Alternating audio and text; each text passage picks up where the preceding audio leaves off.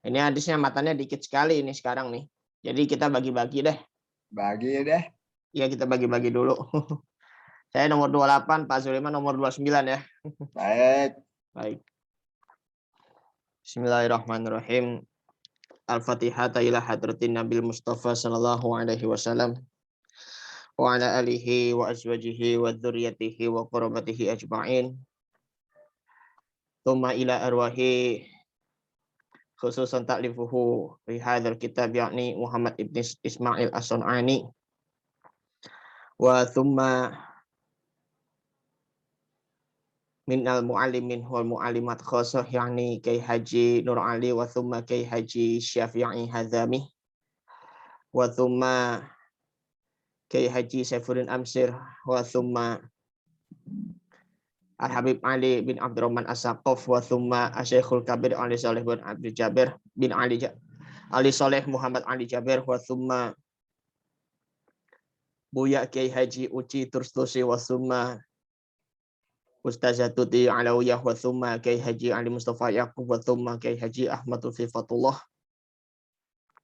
wa thumma Ustazah Huzaimah Tahido Yanggo wa thumma Al-Habib Munzir bin Fuad Al-Musawah wa usulihim wa furu'ihim wa dawi huquqi alaihim ajma'in annallaha yu'lihim darajatihim fil jannah wa yu'idu alaina min barakatihim wa asrarihim wa anwarihim wa ulumihim wa nafahatihim fid dini wa dunya wal akhiratil fatihah. A'udzu billahi minasyaitonir rajim. Bismillahirrahmanirrahim. Alhamdulillahirabbil alamin arrahmanir rahim maliki yaumiddin iyyaka na'budu wa iyyaka nasta'in ihdinas siratal mustaqim siratal ladzina an'amta 'alaihim ghairil maghdubi 'alaihim waladdallin. Bismillahirrahmanirrahim. Alhamdulillahirabbil alamin wassalatu wassalamu ala asyrafil anbiya'i wal mursalin Sayyidina Muhammadin wa ala alihi wa sahbihi ajma'in amma ba'du faqad qala al-mu'allif rahimahullahu ta'ala wa bi barakatihi wa ulumihi wa masyayikhi wa masyayikhina amin. Sekarang hadis yang ke-28 di kitab Subulus Salam ya. Wa an Abi Hurairah radhiyallahu anhu qala qala Rasulullah sallallahu alaihi wasallam la yankihizzanil majlud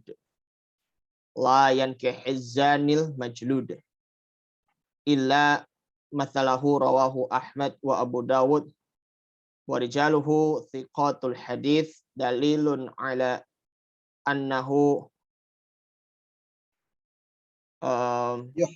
yuhramu ala al-mar'ati an tazawwaja biman zahara zinahu wa la'alla al-wasfu bil majluti bina'i ala al-aghlabi fi haqqi min zahrin min huzzina wa kadzalika yuhramu alaihi ayatazawwaja bizaniyati allati zahara zinaha wa hadzal hadits muwafaqun qawluhu ta'ala hurrima dzalika 'alal mu'minin illa annahu hamilal haditsu wal ayah al-aktsaru minal ulama'i 'ala anna ma'na la yankihu la yarghabu zani al-majludu illa mathalahu wa zaniyatu la tarqubu fi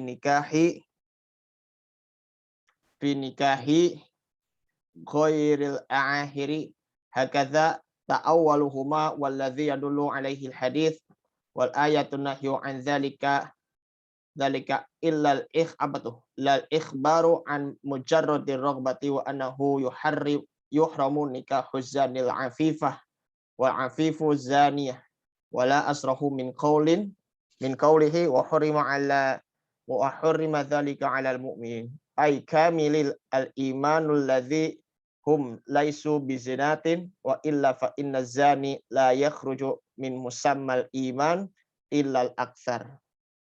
Tafadhal Ustaz. Bismillahirrahmanirrahim.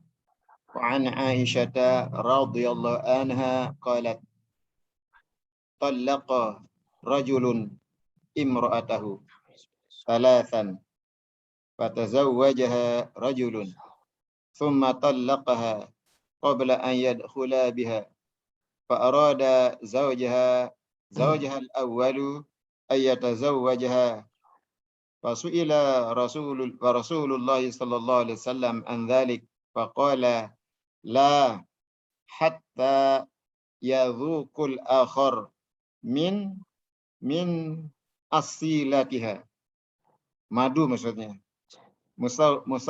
Musagharan aslan wa anta li'annal asla muannath wa qila innahu yadhkuru wa yu'nathu ma dhaqal awwal muttafaqun alaih. Wal lafdhu li Muslim ikhtilafa fil maradi fakila inzilil mani wa anal halila la yakunu illa bidzalik wa dhahaba ilahi al-Hasan wa qala al-jumhur dhuqul asilah kinayatan anil mujama'ah wa huwa tagyibu al-khashafah minar rijal fi furujil mar'ati wa yakfi minhu ma yujabul had wa yujabus Sadaq. Wa qala al-Azhari as-sawab anna ma'na as-sawab yang lebih benar maksudnya. Iya benar. Anna ma'nal asilata, maknanya asilah adalah halawah, manis. Al-jima' allati tahsulu bitagyibul khashfa. Qala Abu Ubaidah al-asilah lidhatil jima' wal arabi tusamma kullu syai'in tastatladhahu aslan wal hadithu muhtamalun.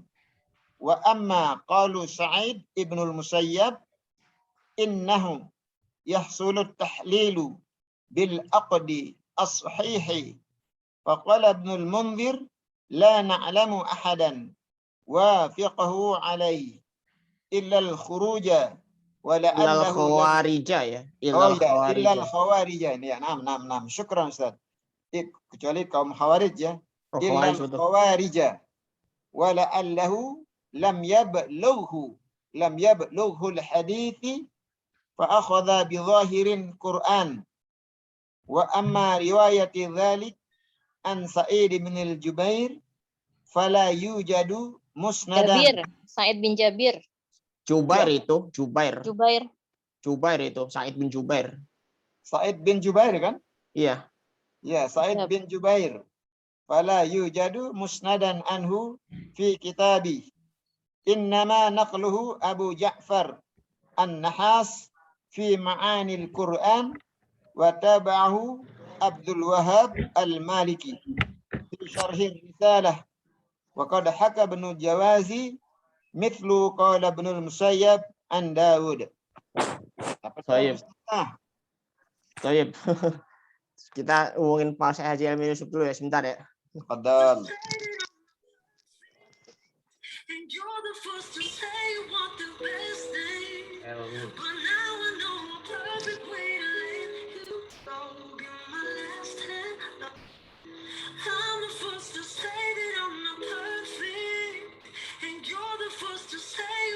Assalamualaikum Pak Haji. Assalamualaikum warahmatullahi wabarakatuh. Oke, siap. Oke, masuk ya. Baik. Sudah ditunggu nih. Ya.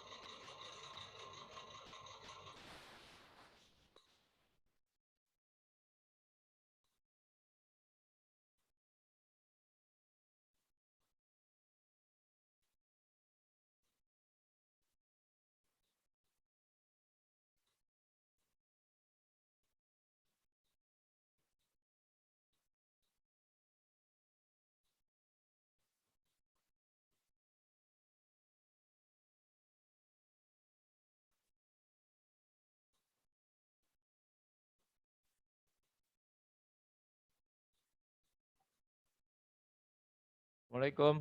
Waalaikumsalam warahmatullahi. Baik. Bapak Ibu dan juga saudara, enggak ada saudari ya. Bapak Ibu dan juga para asatidzah yang dimuliakan Allah Subhanahu wa taala, karena Bapak Hamidnya sudah hadir. Kita dimulai dulu ya. Bismillahirrahmanirrahim. Assalamualaikum warahmatullahi wabarakatuh. Waalaikumsalam warahmatullahi wabarakatuh. Alhamdulillah, kita patut bersyukur kepada Allah Subhanahu wa taala yang mana Allah masih memberikan curahan nikmat pada kita, baik nikmat iman, nikmat Islam maupun nikmat sehat walafiat, sehingga kita dapat berkumpul kembali bersama dalam rangka thalabul ilmi, dan kita akan melanjutkan kembali di hadis yang ke-28 ya. Ya. Bagi yang ini yang sudah punya perinannya di kitab Subul Salam ya, hadis yang ke-28. Bu Fauzia di hadis yang ke-28 ya, Bu Fauzia ya. Ya. Baik. Kita akan diawali dengan mengucap kalimat basmalah. Bismillahirrahmanirrahim. Baik, ini dua hadis sekaligus ya, karena ini penjelasannya sudah dikit. Kita akan melanjutkan di kitab apa itu? Kifaatul Khiyar ya. Al-Kafa'ah. Al-Kafa'ah ya. Al-Kafa'ah wal Khiyar. Al-Kafa'ah wal Khiyar. Baik. Kepada Bapak Haji Amin Yusuf, kami persilahkan. Terima kasih Ustaz Sutria. Assalamualaikum warahmatullahi wabarakatuh. Bismillah, alhamdulillah, wassalatu wassalamu ala sayyidina Muhammad ibn Abdillah, al-qaim bihuquqillah, adada ma fi ilmillah, salatan daimatan bidawami mulkillah, wa ala alihi wa sahbihi ma daqatillah wa farajallah amma ba'du. Para asatizah, para Bapak Ibu sekalian yang kami hormati, alhamdulillah siang hari ini kita bisa bertemu kembali dalam kajian hadis ahkam. Salawat dan salam semoga selalu tercurahkan kehadiran baginda Rasulullah Sallallahu Alaihi Wasallam. Baik, kita langsung saja masuk ke hadis berikut. Kalau tidak salah, hadis ini berkaitan dengan larangan seorang menikahi perempuan atau laki-laki yang jelas-jelas sebagai pezina. Ya, itu sangat dilarang bagi orang-orang yang bersih, yang suci, itu dilarang untuk menikahi laki atau perempuan yang senang berzina. Mungkin perlu diberitahukan dulu, ada yang namanya pemerkosaan, ya, ada namanya perzinahan, ya. Beda nih kasusnya dalam hukum dan perundang-undangan Indonesia. Ya, walaupun intinya perbuatannya itu hampir sama, tapi kasusnya berbeda. Kalau yang disebut dengan pemerkosaan itu adalah tindak kriminal, di mana seorang laki-laki melakukan tindakan kriminal pemerkosaan kepada perempuan, dan itu tentunya dilakukan bukan atas kemauan si perempuan, ya, sebagai sebuah tindakan kejahatan jadinya. Nah, kalau perzinahan itu adalah hubungan seksual di luar nikah yang dilakukan oleh laki dan perempuan, dan itu dilakukan senang sama senang, suka sama suka. Ya, itu definisi yang kita tahu dalam bahasa Indonesia seperti itu. Nah, namun dalam kasus Islam, kalau pemerkosaan itu nanti bisa jadi yang dihukum adalah laki-lakinya, ya. Ya, mungkin juga di Indonesia seperti itu kali ya, walaupun mungkin hukumannya sangat minim sekali. Kemudian kalau perzinahan itu dua-duanya dihukum, ya, dua-duanya dihukum. Yang laki dihukum, yang perempuan juga dihukum juga. Apa hukumannya? Manakala dua-duanya masih status perjaka dan perawan, maka atau belum pernah melakukan pernikahan, ya, kira-kira jelasnya begitu, maka hukumannya adalah dicambuk 100 kali. Kemudian diusir, ya, diusir dari kampungnya selama paling sedikitnya 1 tahun. Ya, paling sedikitnya 1 tahun. Itu bagi yang perawan dengan perjaka, kira-kira begitu. Atau belum pernah melaksanakan pernikahan secara sahih. Kemudian apabila perzinahan dilakukan oleh laki-laki dan perempuan yang pernah menikah secara sah, ya, pernah menikah secara sah dan berhubungan badan secara sah juga begitu, baik dua-duanya, laki dan perempuannya, maka hukumannya adalah harus dirajam, di mana laki dan perempuannya ya itu harus dihukum dengan cara ya dipendam setengah badannya, kira-kira dari kaki ke batas pusar gitu tuh, itu dipendam di tanah. Kemudian bagian kepala sampai pusar itu ada di bagian atas tanah, di atas bumi, kelihatan begitu. Tangan kemudian diikat, lalu dilempari batu, yang batunya itu seukuran kepalan manusia dewasa, ya. Dan itu pelaksanaannya harus di depan masjid biasanya, ya, hari Jumat biasanya atau hari apa saja sesuai dengan keputusan mahkamah pengadilan. Tapi biasanya yang saya tahu itu kalau di Mekah ada hukuman rajam kayak begitu atau ada hukuman pancung, itu biasanya dikerjakan hari Jumat biar dilihat oleh orang banyak, dan dilakukan juga rajamnya, penimpugannya oleh jamaah masjid. Jadi di sana ada masjid khusus, saya lupa namanya, kalau nggak salah Masjid Qisas gitu ya, namanya Masjid Qisas. Nah di sana sekarang setiap kali ada pelaksanaan Qisas itu pelaksanaannya di sana, ya.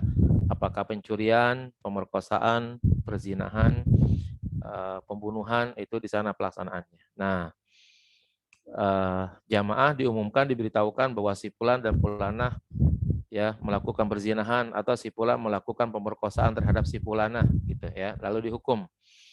Nah, hukumannya itu dijelaskan di situ.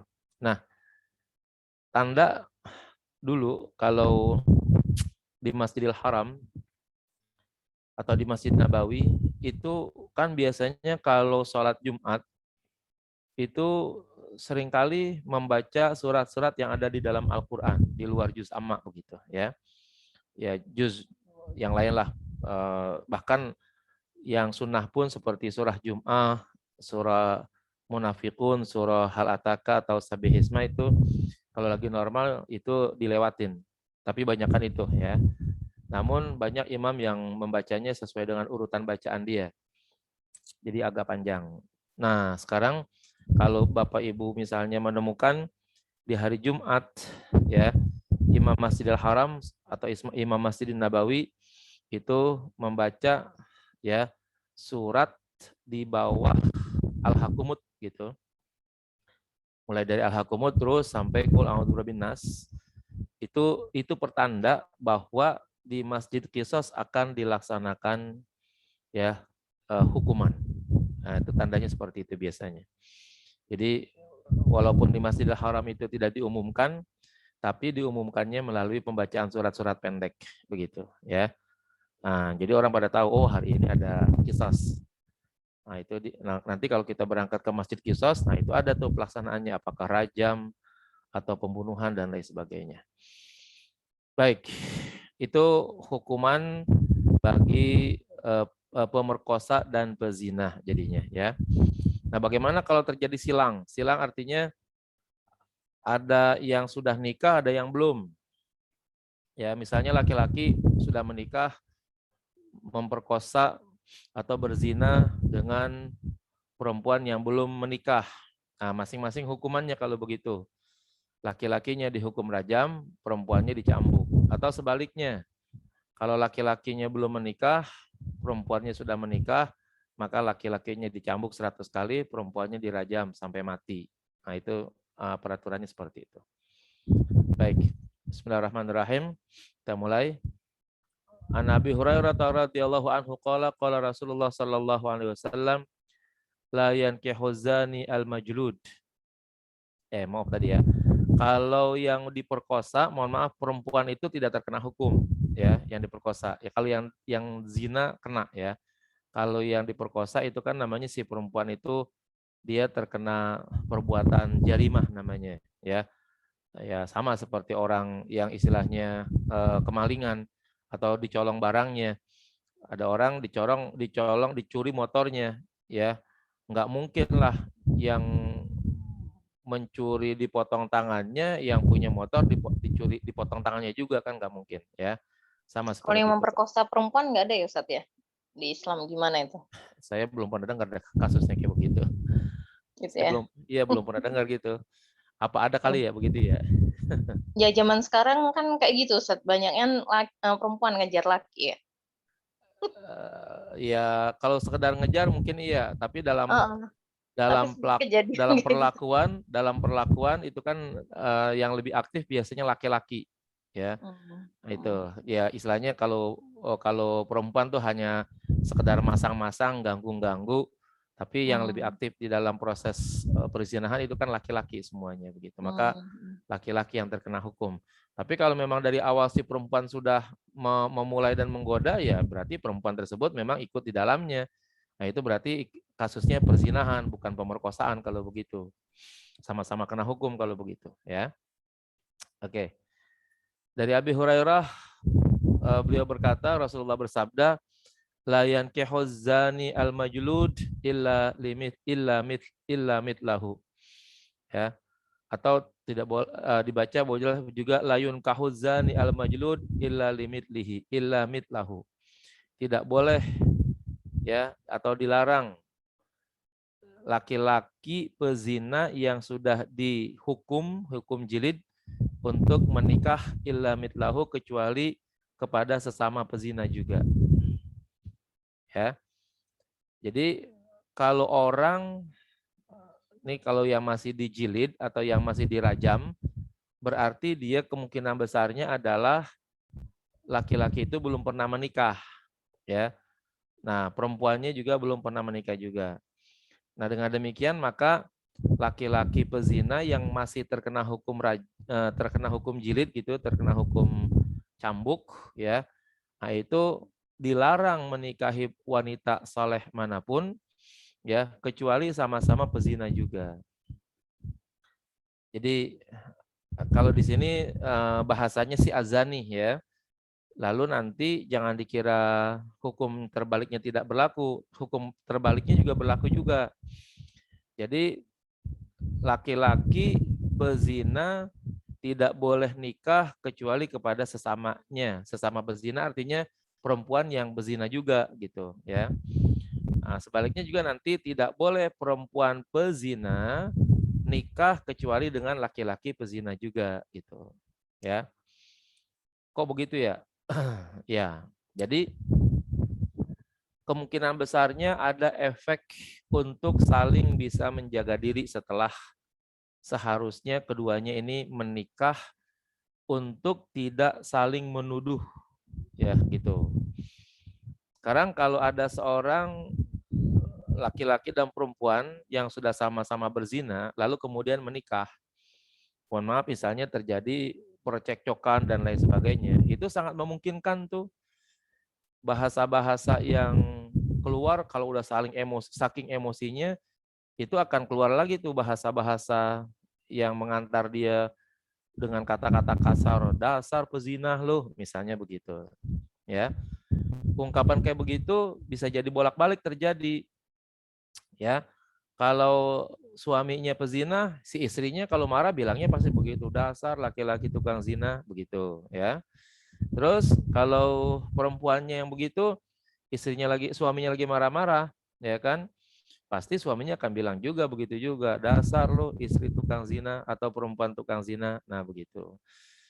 Jadi akhirnya merasa dirinya masing-masing atau merasa bersih gitu. Tapi kalau seandainya dua-duanya adalah pelaku yang sama, ya, itu sangat memungkinkan yang pertama ada upaya untuk berhenti dan yang kedua tidak akan ada upaya omongan kasar yang seperti tadi, ya. Ya, kalau dia berantem emosi kemudian bilang dasar lu pezina misalnya, suami ngomong begitu kepada istri, istrinya bisa membalikin, lah bukan lu juga begitu. Nah, dan sebaliknya, manakala istri lagi marah, nuduh suami dasar pezina, ya suaminya bisa balikin lagi. Jadi setimpal jadinya. Nah, yang lebih buruk ya itu ya kalau seandainya si suami pezina sementara istrinya adalah orang-orang baik. Ini yang paling berbahaya nih ya. Ya selain mungkin bisa menebar kotoran dan lain sebagainya. Nah, itu lebih berbahaya karena ya apa namanya? Yang namanya istri bagaimanapun buruknya suami, kadang-kadang perlindungan kepada suami di dalam agama begitu tinggi begitu. Sehingga akhirnya kalau si istri melakukan omongan-omongan yang kasar dan lain sebagainya, padahal mungkin juga untuk ya memberikan peringatan, itu bisa jadi tidak didengarkan oleh sang suami karena memang sudah memiliki kebiasaan buruknya itu begitu. Rawahu Ahmad wa Abu Daud wa rijaluhu thiqat. Hadis ini riwayat Imam Ahmad, Imam Abu Daud, dan perawi-perawinya itu adalah perawi yang thiqat, yang dapat dipercaya. Ya artinya mereka tidak pernah berbohong dalam hal periwayatan hadis. Al hadis dalilun ala annahu yahrumu alal mar'ati. Ya, hadis ini adalah dalil bahwa haram bagi perempuan an tuzawwaja, ya, untuk dikawinkan biman zahara zinahu, dengan laki-laki yang jelas perbuatan zinahnya. Ya, jadi haram tuh, hati-hati. Nanti tadi barusan saya bilang begitu ya. Perempuan yang salehah nikah dengan laki-laki pezina. Nah, ini makanya hukumnya adalah haram. Jadi wajib diceraikan, wajib dipisahkan, tidak boleh karena memang hukumnya sudah haram. Tidak ada sesuatu yang diharamkan kecuali di dalamnya ada fasad, ada kerusakan. Wala'allal wasfa bil majlud binaan alal aghlab. Mungkin saja ya, kriteria bil majlud ya. Ini kan sifat buat laki-laki nih. Laki-laki yang dijilid, laki-laki yang dihukum. Pezina laki-laki yang dicambuk begitu ya. Binaan alal aghlab itu melihat dari segi mayoritasnya. Fi haqqi man zahara minhu zina, pada hak orang-orang yang nampak perbuatan zina. Nah, jadi tidak harus kata-kata yunkahuzani al-majlud itu hanya tertuju kepada ya laki-laki, tapi sebaliknya perempuan juga begitu juga ya. Pokoknya ya bahasanya tuh kalau kita bilang vice versa, bolak-balik. Laki-laki pezina tidak boleh nikah dengan wanita baik. Ya, laki-laki baik tidak boleh nikah dengan perempuan pezina, kecuali sesamanya katanya. Itulah jalan yang paling ya memungkinkan untuk menutup mereka untuk tidak melakukan perbuatan zina lagi. Wa kadzalika yahrum alaihi ayatazawwaja bizaniyatil ladzi zahara zinaha. Demikian juga haram bagi laki-laki untuk mengawini bizaniyah. Nah, ya, ini sekarang perempuan pezina. Allati zahara zinaha, yang nampak perbuatan zinanya, yang memang dia menjadi apa? Ya, udah terbiasa lah melakukan hal itu. Bahasa kita sekarang ya ada jablay, ada apa gitu ya. Nah, macam-macam itu bahasanya ya. Nah, jadi yang memang profesinya dan kebiasaannya, kesenangannya dan lain sebagainya itu memang melakukan perbuatan zina. Ya. Saya ya bukan teman sih, tapi teman dari teman saya begitu. Kerjaannya tidak ini banget ya, tidak apa namanya, tukang ojek kalau nggak salah begitu. Tapi dia luar biasanya, kalau saya katakan luar biasa.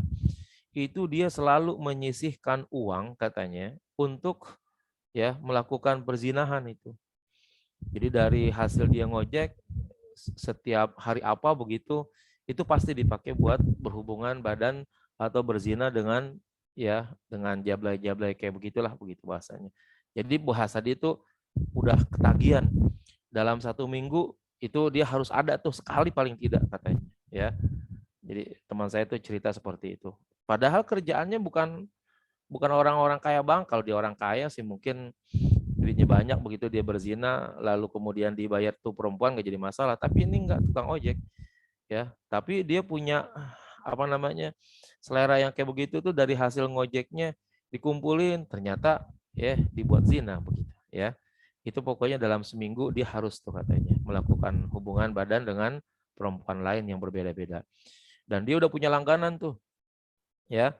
Jadi perempuan-perempuan yang udah apa namanya udah kenal sama dia begitu ya, bahasanya kalau udah sampai ke tempat itu udah pada tahu tuh ya, si laki-laki itu tinggal pilih yang mana aja yang dia mau begitu ya. Luar biasa sekali tuh, udah punya langganan banyak katanya begitu. Wah, yang kayak begini nih kasihan keluarganya ya, terutama istrinya. Wa hadzal hadis muwafiqun qaulahu ta'ala. Hadis ini bersesuaian dengan firman Allah Ta'ala, wa hurrima dzalika 'alal mu'minin, dan diharamkan pernikahan zina itu bagi orang-orang yang beriman. Illa annahu humilal hadis wal ayah ya. Nah, hanya saja ini nanti ayat yang sedemikian ini sebagai upaya untuk pemaknaan hadis. Nah, jadi kata-kata hurrima dzalika 'alal mu'minin direalisasikan hadisnya dalam bentuk ya sabda Rasulullah, la yankihu zanil majlud illa mitlahu, itu begitu ya. Al-aktsar mina ulama ala anna makna la yankihu la yarghabu zani al majlud illa fi mitlihi ya. Bahwa sebagian besar ulama itu menyatakan bahwa dilarangnya berzina itu adalah kecuali pada orang-orang yang memang sesamanya lah begitu.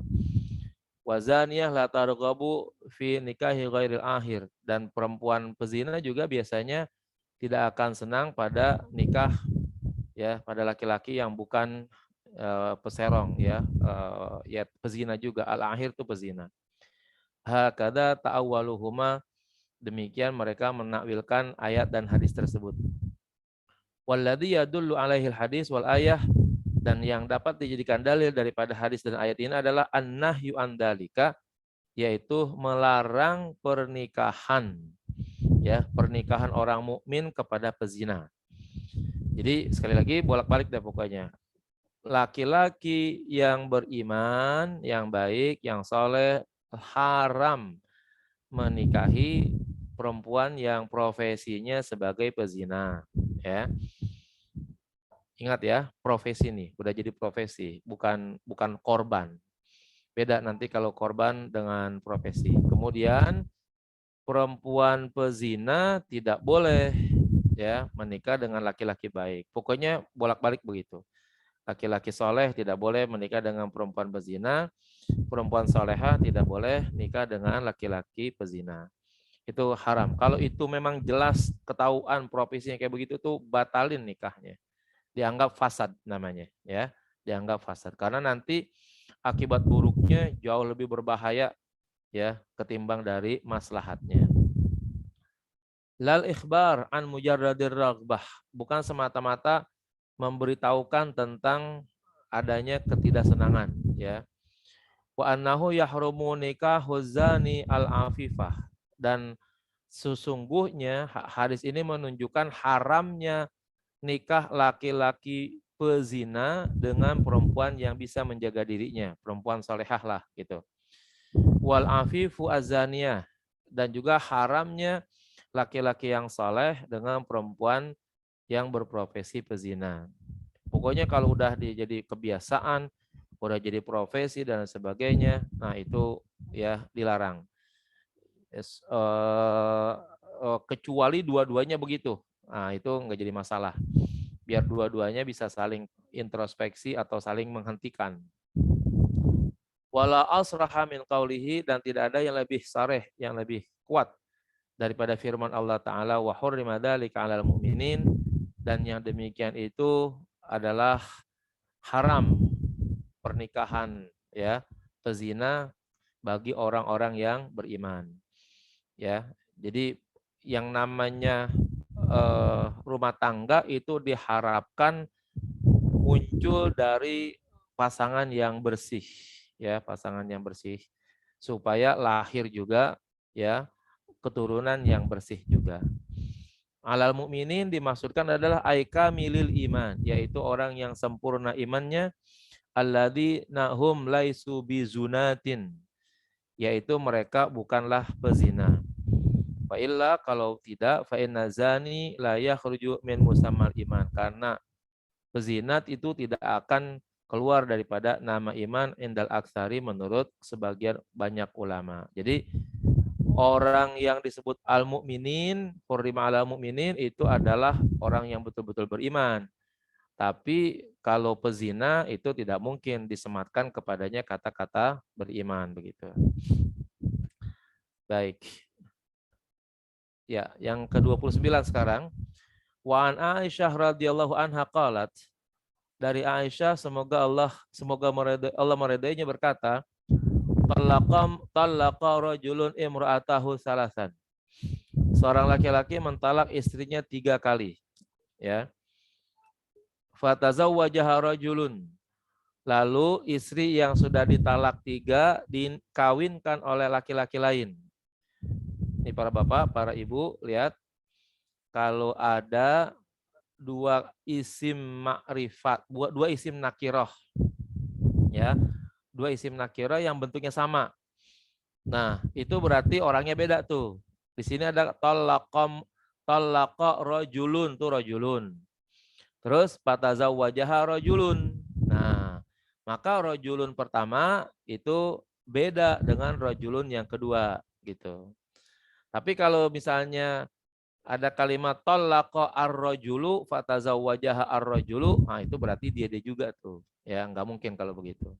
Nah, jadi dengan teori dalam dunia bahasa Arab itu apabila ada 2 kata nakiroh dalam bentuk yang sama, berarti antara yang satu dengan yang kedua itu adalah benda atau orang yang berbeda gitu. Nah, di sini berarti ada seorang laki-laki menceraikan istrinya 3 kali, lalu perempuan tersebut dikawini oleh laki-laki. Nah, laki-laki yang mana? Laki-laki yang lain. Taunya dari mana? Dari bentuk nakiroh yang sama. Itu menunjukkan bahwa laki-laki tersebut berbeda. Kemudian, tsumma talaqaha. Lalu rajul yang kedua ini, rajul yang menikahi perempuan yang ditalak 3 tadi, menalaknya, mencerainya, tapi qabla ayyadkhula biha, sebelum melakukan hubungan badan. Ya. Udah cerai 3 kali dengan laki pertama, kawin lagi dengan laki kedua, tapi belum berhubungan badan, sudah bercerai. Fa'arada zaujuhal awal ayatazawwajaha. Lalu suami yang pertamanya, nih rajulunnya ini nih, rajulun yang talaq tadi, ingin mengawininya kembali. Fasa'ala Rasulullah sallallahu alaihi wasallam an dzalika faqala. Maka dia bertanya kepada Rasulullah sallallahu alaihi wasallam tentang hal yang sedemikian. Maka Nabi menjawab, la, tidak boleh. Ya. Hatta yadzuqal akharu min usailatiha. Sehingga merasakan, mencicipi satu sama lain akan madunya. Ya, akan madunya. Maksudnya satu sama lain merasakan hubungan badan antara suami istri tersebut yang tadi menikah. Nih, jadi yang dimaksud adalah sehingga satu dengan yang lainnya merasakan hubungan badan, melakukan persetubuhan, yaitu laki-laki yang kedua yang menikahi istri yang ditalak 3 tadi itu. Ini kan ceritanya laki yang kedua ternyata mentalaknya kembali sebelum melakukan hubungan. Nah, sementara suami pertamanya merasa bahwa dia sudah boleh kembali menikah karena si istrinya kan sudah dinikahi oleh laki-laki lain. Kan persyaratannya begitu ya. Kemarin ada nikah muhalil, ya, nikah Cina kawin buta kalau kemarin kita terjemahkan begitu. Itu memang asalnya adalah dalam rangka memperbolehkan suami pertama untuk balik lagi kepada istrinya. Nah, tapi permasalahannya adalah bolehnya suami pertama balik kepada istri yang dicerai 3 kali itu dengan syarat ketika istrinya menikah lagi dengan suami yang baru, dia memang sudah melakukan hubungan badan sebagaimana seharusnya. Kalau seandainya dia hanya menikah tapi tidak melakukan hubungan badan, berarti suami kedua itu tidak merasakan hubungan badan dengan istri, ya, istri yang baru dinikahinya itu. Nah, itu nggak boleh, ya. Musailah itu musaghar asal, kalimat yang dikecilkan dalam bentuk asal. Asalun jadi usail, Omar jadi Umair, ya. Obad Abdun jadi Ubaid, ya. Abdullah jadi Ubaidillah. Itu dalam bahasa Arab namanya tasghir namanya. Wa unnitha dan dimuannaskan, ya. Di anal asal muannas karena al asal yang artinya madu itu adalah bentuknya muannas. Wa qila innahu yudakkaru wa yuannasu, katanya kata al asal itu bisa muzakkar dan bisa muannas. Mada qal awwalu, selagi dirasakan oleh yang pertama, ya. Jadi tergantung yang merasakan. Kalau yang merasakan laki ya dimuzakarkan, kalau yang merasakan perempuan dimuannaskan begitu, ya. Muttafaqun alaih, hadis riwayat muttafaq alaih.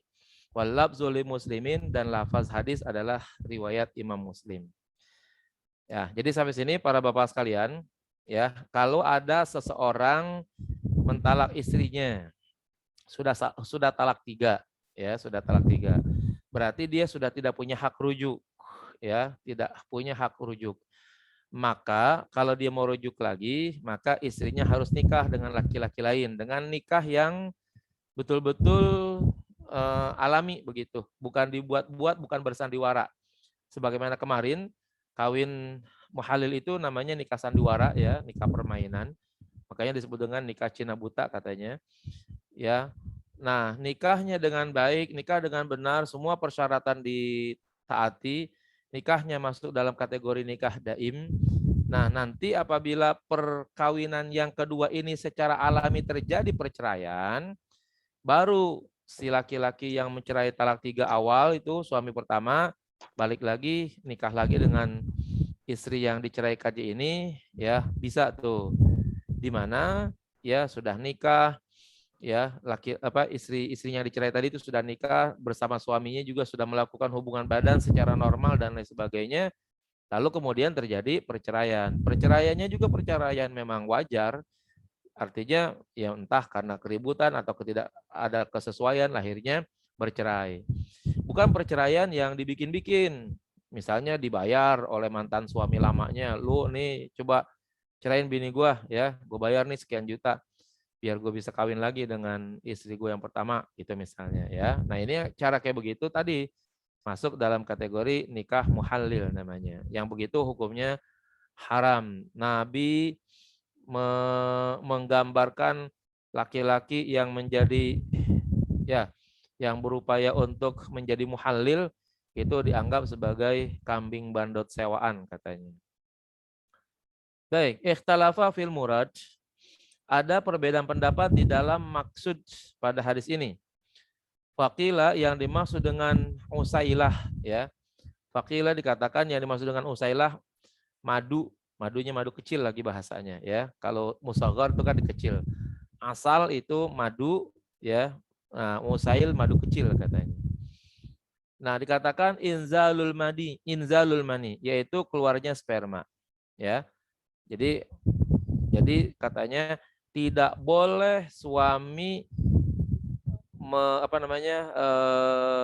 suami pertama gitu nikah lagi dengan perempuan yang telah ditalak 3 tapi sudah nikah dengan laki-laki lain tapi belum berhubungan, ya, sehingga si suami bisa mengeluarkan spermanya, ya, pada waktu berhubungan bersama istri yang dinikahinya ini.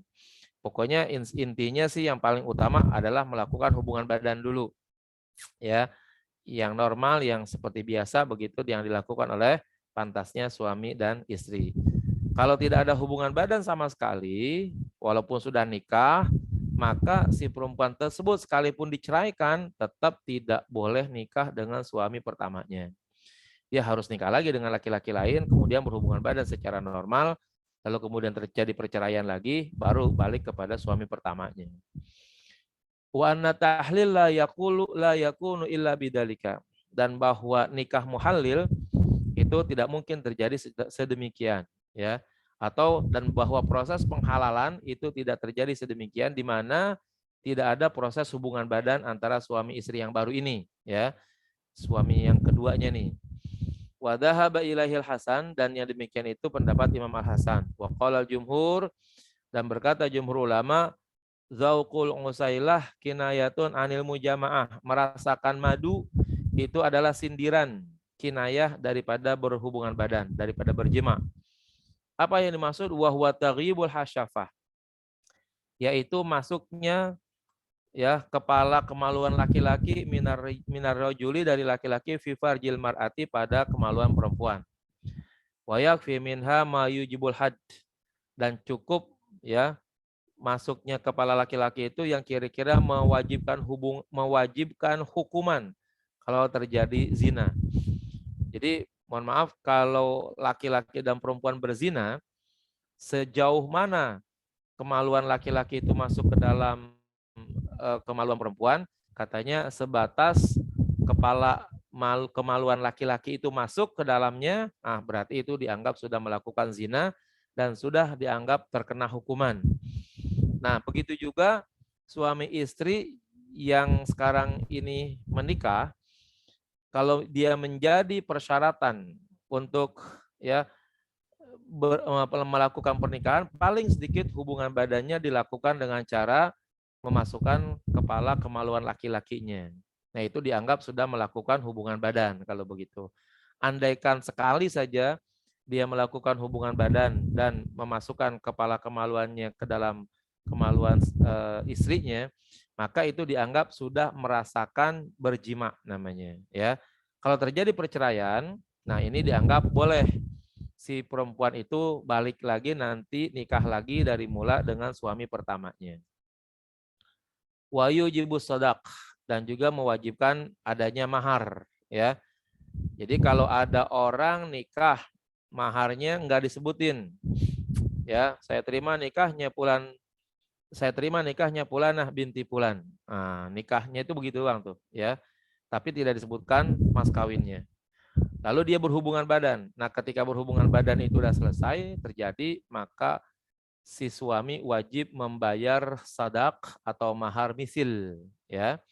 Mahar misil itu mahar yang umumnya terjadi di kampung tersebut atau umumnya terjadi pada keluarga itu, gitu, ya. Jadi kalaupun nggak diberikan pada waktu akad nikah, tapi kalau sudah berhubungan badan, maka mahar itu menjadi wajib diberikan, ya. Paling sedikitnya mahar itu dalam bentuk mahar misil.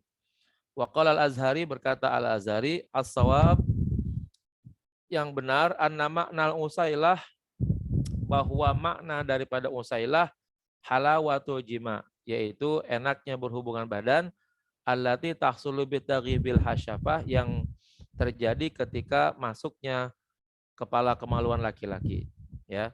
Qala Abu Ubaidah, berkata Abu Ubaidah, al-usailah, makna daripada usailah ladzatul jima, ya, yaitu enaknya melakukan hubungan badan. Wal Arab, dan orang Arab, tusamma kulla syai'in tastalidzuhu asalan, itu menamakan segala sesuatu yang dirasakan nikmat dengan nama asal, ya. Jadi orang Arab kalau ada merasa nyaman, merasa enak, merasa suka, mereka menyebutnya dengan asal, ya.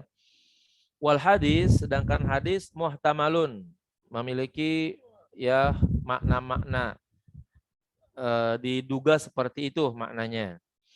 Wa ma qaulu Sa'id bin Musayyab, dan bahwa ucapan Sa'id bin Musayyab annahu yahsulu tahlil bil aqdi sahih, bahwa cukup terjadi penghalalan nikah suami pertama, ya, dengan melaksanakan akad yang benar tanpa harus melakukan hubungan badan. Ya, jadi saya namakan dulu deh. Suami pertama yang mencerai istrinya talak 3 tuh A lah.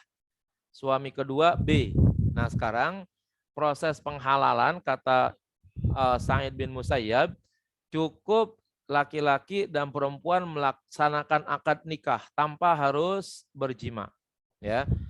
Kalau seandainya sudah akad nikah tanpa jima lalu kemudian bercerai, maka suami A boleh balik lagi kepada istrinya, ya. Nah, tapi pendapat jumhur ulama berdasarkan hadis Nabi tadi memaknai bahwa laki-laki B yang nikah dengan istri yang dicerai 3 ini harus melaksanakan akad dengan sahih, sekaligus juga harus merasakan nikmatnya berhubungan badan dengan istrinya yang dinikahinya itu.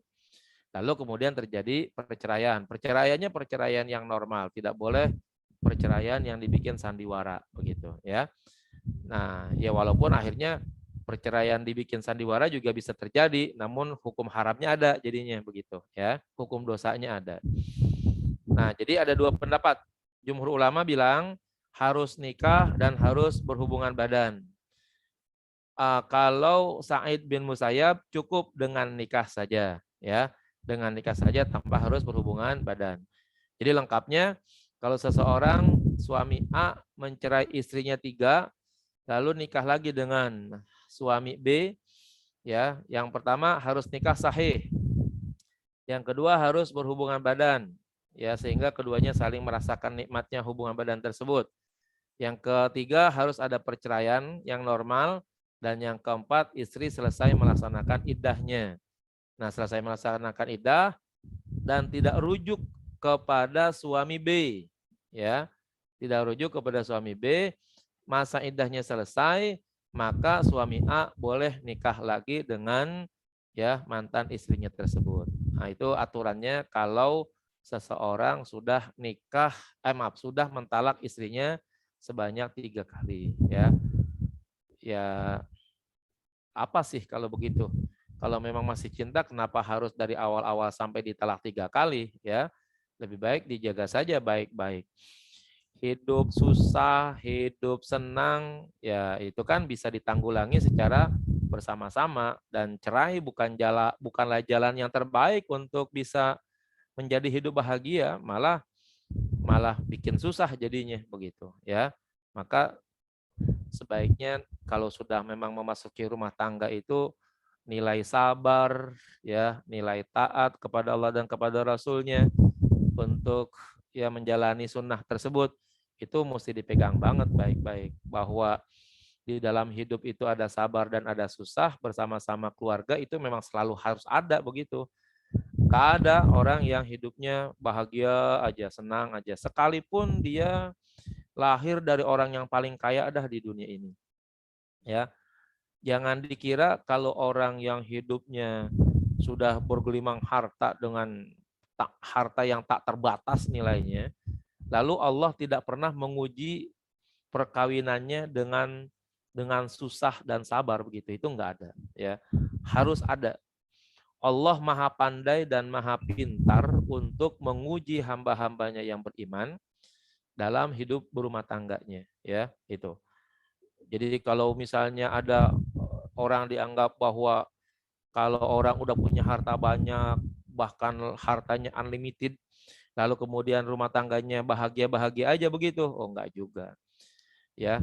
Atau memang sengaja Allah menguji rumah tangga itu dengan harta yang berkekurangan, ya, dan lain sebagainya, anak, ya, dan lain sebagainya. Itu pasti terjadi dalam kehidupan berumah tangga, ya. Tidak ada orang yang lurus aja begitu, ya, punya anak baik-baik, anaknya banyak, solehah semua, duitnya banyak, rumahnya aman tentram, ya, mau apa bisa beli, mau apa tinggal ambil, rasanya nyaman banget hidup kayak di surga, nggak ada halangannya begitu. Itu nggak bakalan ada, apalagi kalau itu terjadi pada orang yang soleh, orang yang beriman. Waduh, ya, udah pasti ujiannya itu semakin tambah, semakin berat untuk dilihat semakin sabar atau tidak dia dalam kehidupan berumah tangga.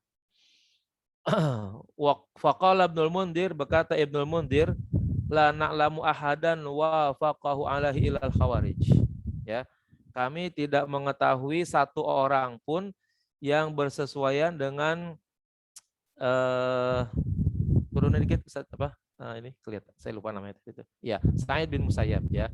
Tidak ada satu orang pun atau tidak ada satu kelompok pun yang bersesuaian dengan pendapat Sa'id bin Musayyab kecuali kelompoknya Khawarij, ya. Berarti bukan ahlu sunnah kalau begitu, ya. Orang-orang Khawarij yang penting ya, kalau ada perempuan yang udah dicerai 3 masih punya kehendak untuk balik lagi, nikah aja dulu dengan laki-laki lain. Ya, habis akad selesai, cerai. Ya, nggak perlu berhubungan badan. Paling-paling jalanin iddah.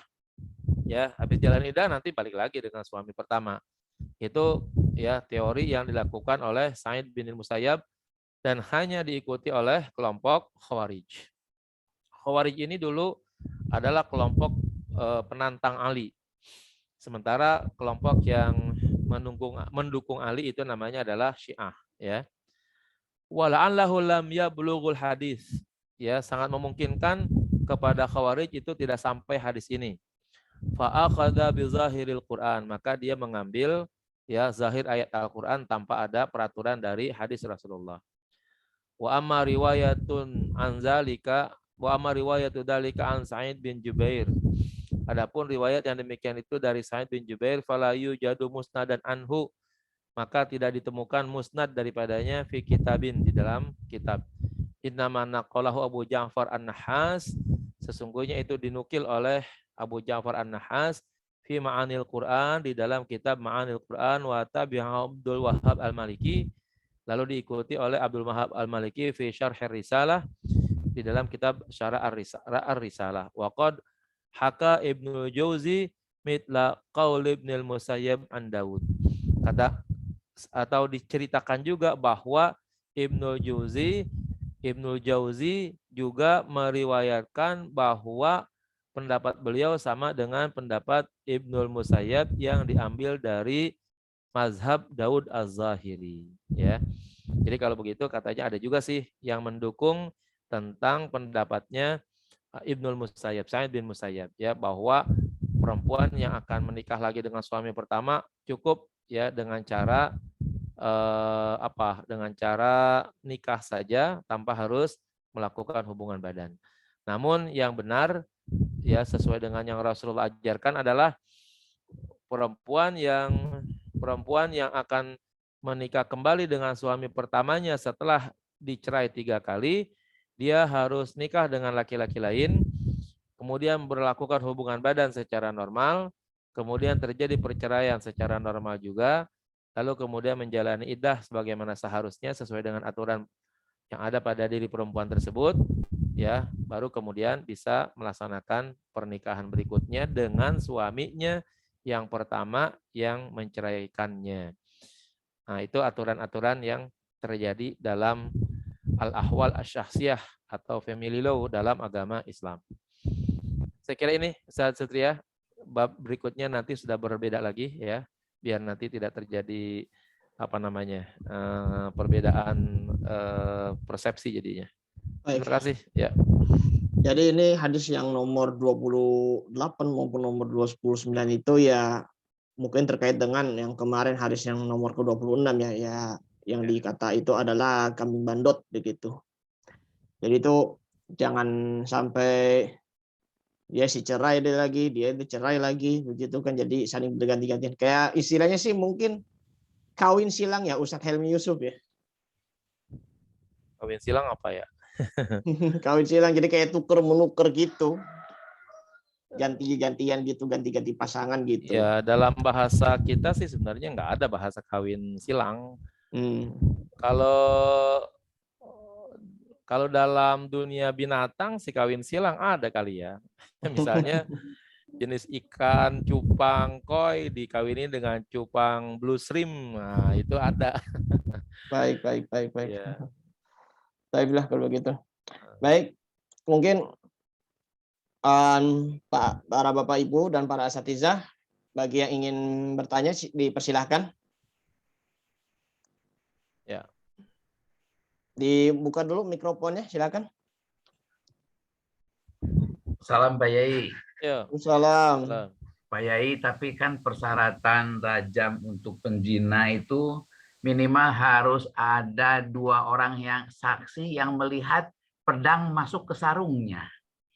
Betul. Jadi kan hampir jarang itu Pak Yai. Zaman Rasulullah pun cuma sekali. Ya. Dan itu juga bukan berdasarkan saksi, tapi bukan berdasarkan saksi, pengakuan pengakuan dia. Ya. Iya. itu isyarah apa tuh Pak Yai bahwa persyaratannya demikian ketat? Ya, diantaranya adalah agar jangan setiap orang gampang menuduh siapa saja melakukan perzinahan.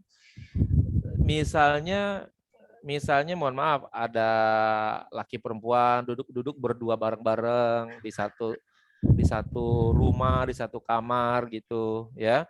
Padahal dia ya nggak melakukan zina, ya tapi mungkin posisinya ada di dalam ruangan begitu. Nah, maka dalam hal kasus akan ditegakkannya hukum rajam itu memang betul-betul harus ya seorang itu bukan saja bukan dua ya, yang benar 4 ya saksinya. Ya, 4. Arba'atun syuhada, ya arba'ah syuhada, 4 orang saksi yang betul-betul melihat ya pedang itu masuk ke dalam sarungnya. Ya kan yang demikian itu memang menjadi sulit. Ya, Iya. menjadi sulit. Nah, sekarang begini, bagaimana kita bisa mengatakan bahwa si laki-laki itu berzina, si perempuan itu berzina? Saya kira dari apa namanya? Dari perilaku, dari cara dia berdandan, dari cara dia hidup di masyarakat itu kelihatan. Ya, terutama yang perempuan, Pak. Kalau yang laki-laki mungkin agak tertutup kali ya begitu, agak sulit karena dia bisa saja menutupi dengan berbagai macam kamuflasenya begitu. Tapi kalau yang perempuan kadang-kadang agak sulit untuk menutup keberadaan dirinya bahwa dia adalah ya orang yang suka jual diri lah bahasanya begitu.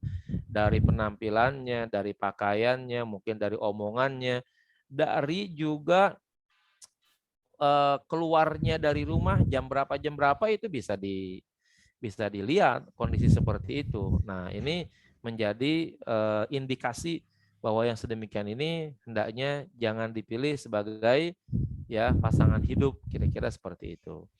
Walaupun kita tidak bisa menuduh secara 100% bahwa yang begitu pun adalah sebagai pezina begitu. Karena kan ada juga orang yang memang bekerja di malam hari ya kan dengan pakaian tuntutan kantor seperti itu atau perusahaan seperti itu. Dia tidak melakukan tidak melakukan perzinahan, tapi memang harus begitu pakaiannya begitu. Tapi yang kemungkinan besar lah ya ciri-ciri daripada yang demikian itu dapat kita lihat dan dapat kita temukan di masyarakat untuk bisa menjaga diri dari hal-hal yang seperti itu. Nah, apa namanya? Memang sulitnya untuk menemukan atau memastikan orang yang seperti itu, itulah di dalam Islam sebagai bukti bahwa kita juga betul-betul harus memilih ya pasangan yang dari segi pakaian saja itu kan sudah bisa menandakan akan kesolehannya seseorang ya. Ya walaupun pakaian berjilbab itu juga sudah tidak lagi menjamin bahwa dia adalah orang baik. Mohon maaf, di puncak sana tuh Pak sekarang para Bapak Ibu juga ya, itu ya saya katakan jablay-jablay lah orang-orang yang suka menawarkan tidur malam begitu, itu sekarang pakaiannya udah pakai jilbab. Ya. Iya. Kenapa? Sebab kalau dia pakai pakaian seronok Pak begitu, yang menampakkan paha dan sebagainya, emang katanya gampang laku, katanya bahasanya begitu. Tetapi sering ketangkep polisi gitu.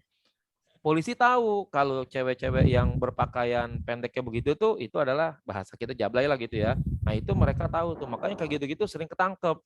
Nah sekarang mereka katanya supaya mengelabui pelanggan-pelanggannya, supaya juga selamat dari kejaran polisi, nah mereka sekarang itu dengan menggunakan pakaian muslimah begitu ya. Nah, itu caranya seperti itu. Nah ini lebih susah lagi jadinya sekarang tuh ya, mana membedakan yang jual bibir dengan yang jual bubur bahasanya begitu ya. Kalau profesinya bukan PSK profesional tapi perselingkuhan sifatnya gimana? Jadi sama Pak, sama aja. Perselingkuhan pun sama, yang kemungkinan besar yang penting dia melakukan perzinahan, nah itu yang paling berbahayanya ya. Entah dia berbayar ataupun tidak berbayar begitu, itu nilainya sama. Kalau sudah di dalamnya ada perzinahan, nah di situ orang-orang yang saleh baik lakinya maupun perempuannya udah tidak boleh lagi diizinkan untuk menikah dengan perempuan atau laki yang pezina tersebut, begitu. Dan sekali lagi saya katakan bahasanya ya, berzina itu walaupun mungkin sekali lah bahasanya, itu memang dilakukan senang sama senang. Ya, bukan sebuah kejahatan, bukan sebuah pemaksaan, bukan sebuah, ya biasanya kan sekarang kalau orang mau melakukan kayak begitu kan, kalau perempuannya baik-baik bisa jadi diancam dengan senjata yang mematikan, atau yang paling gampang ya diajak ketemu kemudian diracunin dengan minuman, dengan makanan dan lain sebagainya di tempat yang sudah diatur tertentu, misalnya seperti itu. Itu banyak kejadiannya seperti itu. Nah, yang demikian ini juga masuk dalam kategori kriminal. Yang begitu namanya pemerkosaan. Beda tuh. Ya. Kalau yang namanya perzinahan memang perempuannya suka, laki-lakinya suka, mereka memang melakukan hal itu sebagai bagian daripada usaha mereka untuk melakukan begitu, bukan berdasarkan ancaman, bukan berdasarkan tindakan kriminal, ya, meracuni, mengancam dan lain sebagainya, itu tidak. Kalau dia sudah senang sama senang melakukannya, walaupun itu bukan profesi begitu, itu tetap dianggap sebagai perzinahan begitu. Baik. Ya. Ada lagi yang ingin tanyakan? Silakan Ibu-ibu, Bu Nuriani ataupun Ibu Dita.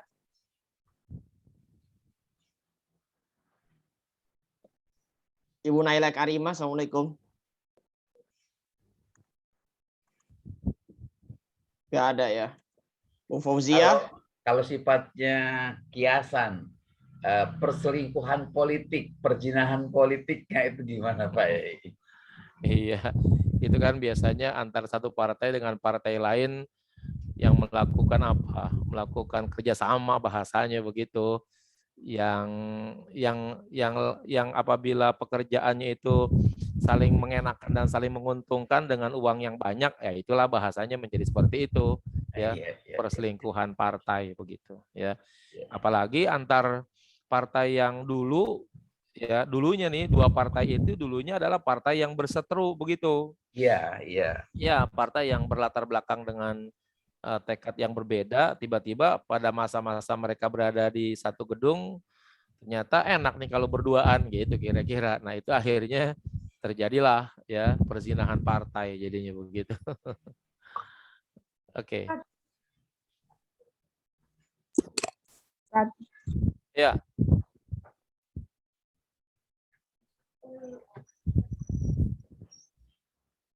Di luar tema ya. Oke. Imam Masjid Istiqlal itu sekarang ya nih angkat Umar siapa? Nasaruddin Umar. Nah dia kan orang Syiah itu. Nah terus apa Ebaiki diem aja tuh Ustaz? Saya nggak pernah tahu deh kalau Pak Profesor Nasaruddin orang Syiah begitu. Dari mana sih informasinya? Mau tuh di WA rame itu Ustaz. Bohong itu masih. Hoax itu. Hoax itu Bu, hoax. Saya nanya, Ebaiki yang lebih tahu.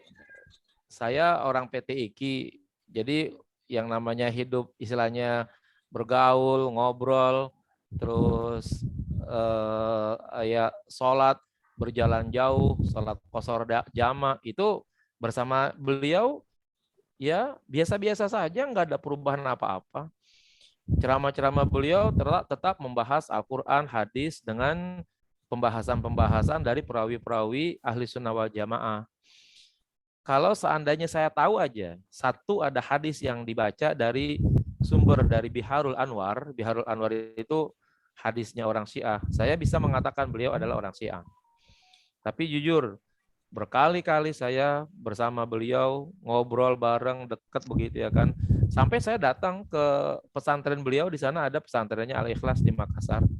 Itu pelajarannya pelajaran tauhid, pelajaran fikih, pelajaran Quran, hadis, tahfiz, anak-anak didiknya yang sudah keluar negeri ke kawasan Mekah Madinah, udah puluhan dan ratusan. Ya. Terus yang beredar sekarang itu apa? Itu fitnah berarti? Lah iyalah, emang sengaja ingin menjatuhkan beliau. Kan selama ini memang beliau nggak pernah nggak pernah membalas. Nggak ada Gitu. cacatnya gitu. Jadi Enggak. biar Selama ada ini cacatnya. biasa-biasa aja dia. Saya kalau lagi rapat biasanya itu dulu hari Selasa ya. Setiap hari Selasa nih gara-gara apa ya? Gara-gara pandemi begitu. Jadi akhirnya rapat-rapat pimpinan itu ditunda hanya kadang-kadang melalui Zoom gitu ya. Tapi biasanya setiap hari Selasa ketemu dengan beliau. Ya. Kajian-kajian Quran beliau sangat mendalam sekali. Coba aja beli buku-buku beliau, ada nggak yang berita-berita tentang pendapat-pendapat Syiah yang beliau ambil? Nggak ada. Kalau membaca buku Syiah, saya tahu memang dia suka membaca, dan yang paling banyak dibaca itu adalah buku ushul fikih. Kalau ushul fikih kan itu kan namanya kajian untuk menggali hukum. Jadi dari berbagai macam pihak, dari berbagai macam cara, itu kita boleh untuk membandingkan satu sumber dengan sumber yang lain begitu, ya bisa saja. Tapi yang paling gampang begini misalnya, orang Syiah itu sholat 3 waktu, ya, sholat 3 waktu. Ya saya nggak tahu, yang pasti zuhur asar itu dijadiin satu, maghrib isya jadi satu, ya, sama subuh. Nah, beliau nggak pernah begitu. Saya pernah ke Makassar bersama beliau, ke rumah beliau, ya, hampir seminggu kali itu jalan, ya, melaksanakan MOU di Makassar. Jadi PT IKI melakukan kerjasama dengan universitas-universitas di Makassar, dan setiap waktu sholat di sana nggak ada yang dikosor jamaah. Selagi masih di Makassar, karena itu udah kampung beliau, jadi kita dianggap ada di situ, jadi pulang kampung. Jadi kitanya yang ikut musafir, akhirnya ikut beliau sholat bersama-sama begitu, ya. Nggak ada ciri-ciri Syiah gitu misalnya, nggak ada, ya. Apa di situ misalnya nggak ada. Saya datang ke sana, murid-muridnya banyak, ratusan ya, di pesantren itu, pesantren Al-Ikhlas begitu. Coba nanti bisa dicari kali, saya tapi belum lihat sih di YouTube atau di Google ada atau enggak pesantren Al-Ikhlas milik Profesor Nasaruddin Umar. Tapi saya tahu memang saya pernah datang ke sana, ya, bahkan pada waktu itu pas sampai ke sana itu malam-malam itu beliau nggak tahu kita udah mau istirahat, itu dibangunin tuh, ya, yang suka durian katanya bangun katanya. Ya saya termasuk yang suka, ya kan. Jadi akhirnya beliau beliin durian tuh berapa keranjang begitu, ya. Makan aja bareng-bareng sama beliau itu, ya kan. Orangnya nggak pernah ada istilahnya jarak antara yang bawahan dengan yang atasan gitu misalnya. Ya saya anggaplah misalnya, ya saya anggaplah belum sehebat beliau begitu. Tapi kalau yang namanya ngobrol, ngomong, makan bareng, ya biasa-biasa aja. Beliau nggak pernah memilih satu tempat gitu yang orangnya harus orang hebat semua begitu, ya. Biasa-biasa saja. Ya giliran humor, ya humor-humor aja, sama kita begitu. Nggak ada yang bahasanya itu membahas tentang, apalagi sampai sekarang saya belum pernah dengar beliau berkata qala Ali bin Abi Thalib, itu nggak pernah tuh dia ngomong begitu, ya kan. Qala fulan yang dari kalangan ahlul bait begitu, nggak ada, ya. Ya kenapa disiarkannya di WA kok segitu gencarnya gitu dia Syiahnya itu gitu, untuk menghentikan beliau, Bu, untuk menghentikan beliau supaya beliau nanti diturunkan. Setelah itu nanti akan diganti dari kelompok Wahabi. Itu yang mereka mau, ya. Nah, yang Wahabi itu siapa kan, yang ngetopnya? Ya siapa saja nanti. Kan kelihatannya kalau Wahabi itu afiliasi politiknya kan nanti kepada Ahok, ya. Gitu. Nah, nanti kalau kelompok Wahabi udah berdekatan dengan Ahok, ya tahun depan kira-kira Ahok udah pantas untuk jadi presiden karena udah ada yang dukung dari kelompok agama gitu. Begitu. Ya, itu kan teori politik supaya ya satu-satu yang baik-baik dihancur-hancurkan, yang lain dinaik-naikkan begitu. Ini kan hampir sama dengan politik adu domba, ya, atau dulu divide et impera begitu kan. Ya. Makasih, Ustaz. Terakhir saya ketemu beliau di masjid As-Sirat ya pada waktu itu. Kebetulan saya mimpin pengajian subuh atau ta'lim subuh FKMM, Forum Komunikasi Masjid dan Musola. Ya bicaranya ya masalah Quran dan hadis aja udah, nggak lebih daripada itu. Dan nggak ada satupun hadis dari Ahlul Bait yang beliau keluarkan. Ya, ayatnya, hadisnya itu sahih semua yang beliau bawakan di hadapan kita. Emang banyak orang yang terpengaruh ya dari WA tersebut. Iya. Saya juga banyak dapat laporan, ya saya anggap nih orang pinter tapi kagak bisa nyaring begitu atas berita-berita yang sedemikian, dari mana sumbernya, dari siapa yang ngirim dan lain sebagainya. Saya berkali-kali nih ya dikirimin, wah ini katanya si A. Saya balik bertanya, ada buktinya enggak? Ya, udah diam, kagak ada balasannya lagi ya kan. Bukti bahwa beliau si A ngomong apa, bukunya apa begitu.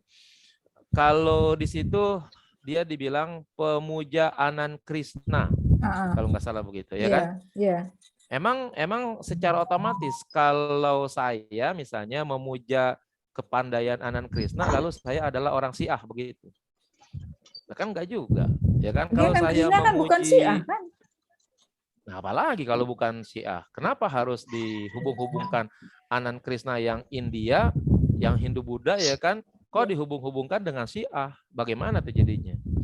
Kalau di WA tersebut, coba dah Ibu baca lagi, itu gara-gara dia dibilang Syiah karena dia adalah penganut atau pengagum Anand Krishna. Iya, Anand terus Krishna ada kan juga, itu kan cuman ini doang, cuman gerakan apa namanya? Ya apa senam tuh sama yoga ya kalau nggak salah, yoga itu. Ya kalau di olahraganya yoga ngikutin Anand Krishna, emang kenapa emangnya? Kita juga boleh kan ngikutin olahraga, ngikutin cara siapa saja, yang penting kita sehat begitu kan. Yoga itu kan olah napas ya kalau nggak salah begitu, olah badan, olah napas begitu. Begitu Bu. Baik, ada lagi yang ingin tanyakan? Kalau tidak ada, langsung Udah tutup aja ya. nih, Ya, udah 2:30 ya. Langsung tutup aja ya. Baik. Nanti mungkin ada yang punya keperluan. Iya. Langsung ya. Baik, Langsung, ya. Terima kasih. Terima kasih Ustaz Sutria, terima kasih sahabat-sahabat dan asatizah yang lainnya yang selalu istiqomah hadir dalam kajian hadis ahkam. Mudah-mudahan yang kita bahas bisa menambah pengetahuan kita. Insya Allah sedikit demi sedikit ya semuanya akan bisa memberikan manfaat bagi kita. Amin. Kita tutup dengan kafaratul majelis. Subhanakallahumma wa bihamdika asyhadu an la ilaha illa anta astaghfiruka wa atubu ilaik. Sallallahu alaihi wasallam Muhammad alhamdulillah rabbil alamin. Mohon maaf dan mohon pamit. Assalamualaikum warahmatullahi wabarakatuh. Waalaikumsalam warahmatullahi wabarakatuh. Terima kasih. Baik, terima kasih pada Bapak Haji Ilmi Yusuf ya. Kita